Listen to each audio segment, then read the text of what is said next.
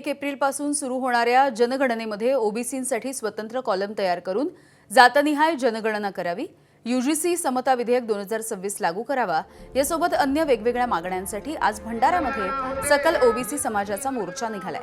या महामोर्चामध्ये काँग्रेसचे नाना पटोले, विजय वडेट्टीवार यांच्यासह सर्वपक्षीय नेते, विदर्भामधील सर्व संघटना सहभागी झाल्या। शास्त्री चौकामधून निघालेला हा महामोर्चा जिल्हाधिकारी कार्यालयावरती धडकलाय। ओबीसी भंडारा जिल्ह्यातील ओबीसी नेत्यांनी आज ओबीसीच्या अनेक प्रश्नाला घेऊन मोर्चा काढलेला आहे। विशेषतः मुख्यत्वे मागणी ज्या आमच्या देशाच्या पंतप्रधानांनी संसदेमध्ये सांगितलं की ओबीसीची स्वतंत्र जनगणना करू, पण जनगणनेची सुरुवात झाली आणि त्यामध्ये स्वतंत्र कॉलम ओबीसीचा नाही।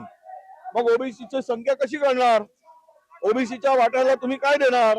सरकारला जर ओबीसीची बनवाबनवीच करायची आहे, मुख्यमंत्री सांगतात की ओबीसीचा डीएनए, आमचा डीएनए ओबीसी आहे, मग पुढे डीएनए ओबीसी आहे। मुख्यमंत्र्यांना आमचं सांगणं आहे की तुमचा डीएनए ओबीसी आहे काय? असता देशाच्या पंतप्रधानांचा डीएनए ओबीसी असता तर आमच्यासाठी स्वतंत्र कॉलम केला असता ना, आणि स्वतंत्र कॉलम मध्ये आमच्या ओबीसीची देशभरातील संख्या कळली असती, तेवढा वाटा तुम्हाला देता आला असता। तुम्ही अमेंडमेंट करा, पण ह्यांची बेईमानी आता दिसते आहे। आमची मागणी आहे की तुम्ही ओबीसीला फसवू नका बाबा। ओबीसीच्या भरोश्यावर तुमचं सरकार आहे, पुन्हा वाटलंच 5-25 वर्ष राहा, पुन्हा तुम्ही काढा, आमचं काही म्हणणं नाही, पण ओबीसीच्या हक्काचं जे काही आहे, तुम्ही शब्द दिल्याप्रमाणे ओबीसीला स्वतंत्र कॉलम करून ओबीसीची लोकसंख्या कळली पाहिजे, जनसंख्या कळली पाहिजे आणि ओबीसीच्या हक्काचं मिळालं पाहिजे। हीच मागणी प्रामुख्यानं या मोर्चाची आहे।